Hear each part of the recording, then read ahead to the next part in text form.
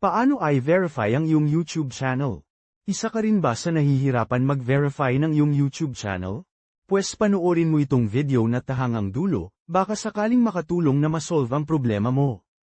Alam naman natin na ang pag-verify ay makakatulong upang mabuksan natin ang ibang feature ng YouTube. Pag nag-verify na ang iyong YouTube channel ay maaari ka nang makapag-upload ng mahahabang video.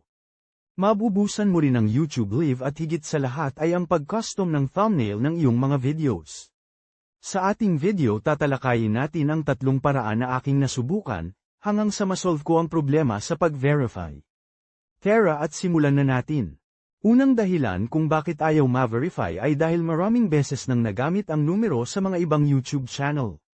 Kaya ang unang solusyon ay simple lang, palitan ang numero or kaya bumili ng bagong numero. Pangalawang solusyon ay ang paggaya sa format ng number na hinihingi sa pag-verify. I-click ang Philippines at mapapansin nyo na mayroong espasyo ang mga numero, subukan gayahin ang format at baka sakaling magtagumpay sa pag-verify. At pangatlong solusyon na tiyak akong magre-resolve ng problema mo. Subukan ang ibang telecom service provider kagaya ng Globe. Sa kadahilanang ang ibang SIM card sa Pinas ay hindi supported ng Google, kaya madalas na error ang pag-verify. Sana ay nakatulong ang video na ito sa inyo. Paiwan naman ng isang like at subscribe. O kaya ay magkomento kung meron kayong mga problema sa inyong channel na gusto nyo masolusyonan.